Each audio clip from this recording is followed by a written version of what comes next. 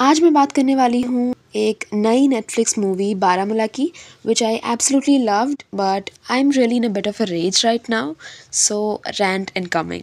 You cannot be serious, sir. मजाक तो मैं अपनी बेगम के साथ करता हूँ बस, वो भी साल में 1-2 बार। एक्चुअली हुआ ये कि जो फिल्म मैं थिएटर्स में देखने गई थी that was called the girlfriend, और ऑब्वियसली गलती तो मेरी ही है बिकॉज हमेशा मैं अच्छे फिल्मों को सपोर्ट करने के लिए एक ट्रू सिनेफाइल की तरह निकल पड़ती। हुआ ये कि एक ही शो लगा था मेरे शहर में, और वो भी बड़ी मुश्किल से, क्योंकि लगती नहीं है हमेशा। यहाँ पे हमारे यहाँ पे होता ये है कि सिर्फ बड़ी फिल्में ही लगती हैं जो मुझे जनरली देखनी होती है, जिनमें मुझे इंटरेस्ट होता है। बहुत सारी फिल्में वैसी नहीं लगी होती है। एंड वो जो एक शो लगा था उसको भी इन्होंने कैंसिल कर दिया, वो भी मेरे सामने, बिकॉज अपेरेंटली ज़्यादा लोग नहीं आए थे। तो बढ़िया है फिर, क्योंकि ऑडियंस तो जैसी है सबको पता ही है। बाद में मास्टरपीस चिल्ला के इनको ऑर्गेज़म भी करना होता है हर जगह, इंस्टा और ट्विटर पे, कि अनुराग कश्यप तो ऐसे हैं, इम्तियाज़ अली तो इतने अच्छे हैं। बट देखो मत यार, किसी की पिक्चर तुम जाके हॉल में देखो मत, ठीक है। फिर पूछते रहना कि why is OTT culture growing, why are people waiting for movies to come on Netflix. छोटे शहर रहते हो ना अगर तुम भी, तो रिव्यूअर मत बनो यार, क्योंकि वो बनने के लिए तुम्हें पहले मूवी देखनी पड़ेगी, और आधी तो तुम्हारे यहाँ लगेगी नहीं, और बाकी जो लगेंगी वो तुम्हें दिखाएंगे नहीं। और सिर्फ बड़ी कमर्शियल मूवीज़ के साथ साथ जितनी सारी, पता नहीं, सिकंदर, राधे, थामा, बागी 4, जटाधरा, यही सब तुमको देखनी पड़ेंगी। इसी सब के शोज़ ये लोग लगाते रहेंगे। तो भाई जियो सिनेमा, पर जियोगे भी तुम कैसे जब तुम्हें बचाने वाले ही तुम्हारे कत्ल करने लगेंगे। कुत्ते की स्मेल आ रही है मेरे रूम से। यहाँ कोई कुत्ता है क्या? अगर कुत्ता होता तो भौंकता।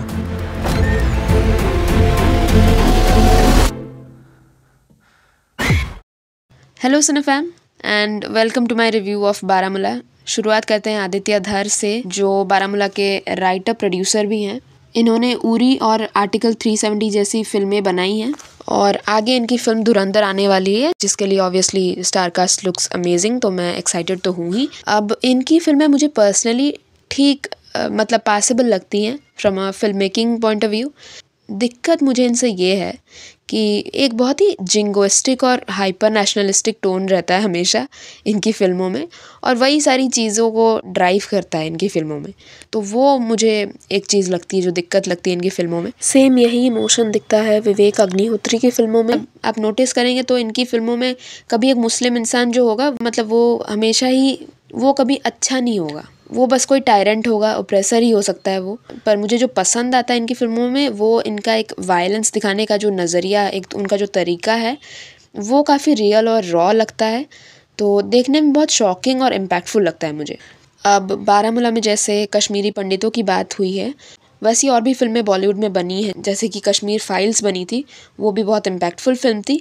पर मुझे शिकारा बहुत पसंद आई थी, क्योंकि विधु विनोद चोपड़ा जी ने बहुत एक ह्यूमनिस्टिक अप्रोच लगाई थी उसमें, जो इवेंचुअली बहुत इमोशनल लगता है लास्ट में जाकर के। अब ये तो हो गई सारी बॉलीवुड में कश्मीर के पोर्ट्रियल की बात, लेकिन जल्दी से let's dive into the plot of Baramulla. तो इसमें होता ये है कि DSP रिदवान शफ़ी के नाम से एक शख्स है जो कि हमारा प्रोटोगोनिस्ट है। इनको खास बुलाया जाता है into Baramulla Kashmir to solve a case जो कि चाइल्ड किडनैपिंग का है। अब वो कैसे सॉल्व होता है, अब बच्चों को मिलिटेंट कैसे बनाते हैं, और उनके कश्मीर वाले घर की क्या हिस्ट्री है, ये सब उनके पर्सनल लाइफ को कैसे अफेक्ट करती है, इसी पे पूरी कहानी बेस्ड है। And let's start the review with the things I loved in the film. और पहले ऑब्वियसली है मानव कौल। ये खुद है बारामूला कश्मीर से, पैदाइश इनकी वहीं की है। फिर ये लोग माइग्रेट हुए थे होशंगाबाद में, उनके शायद मम्मी का घर है वहाँ पे, और बाद में मुंबई में आकर के चौल वगैरह में रहते थे। तो कहने का मतलब ये है कि casting him in this is a master stroke in my opinion. Acting इनकी हमेशा लाजवाब ही होती है।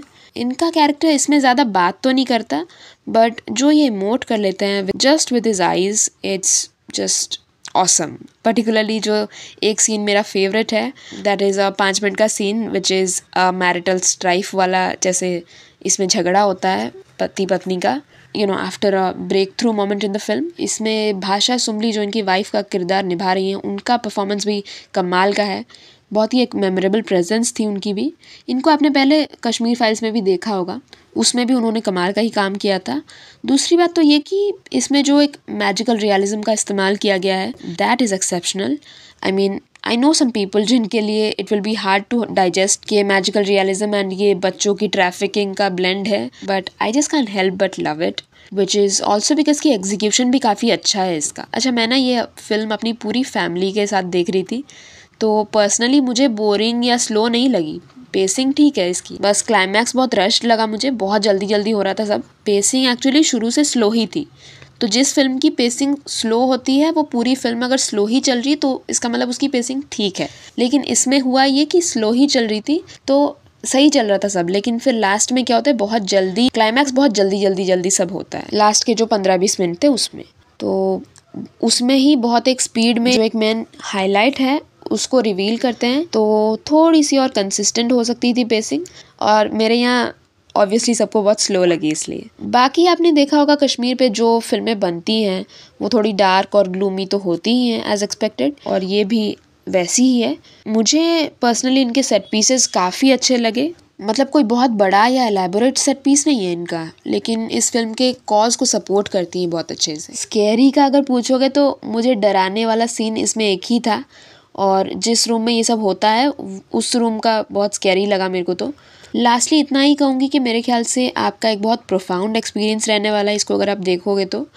These frames are something that will linger with you for long, and this is a very rare mature work जो सबको पसंद नहीं आएगा, and that's totally fine।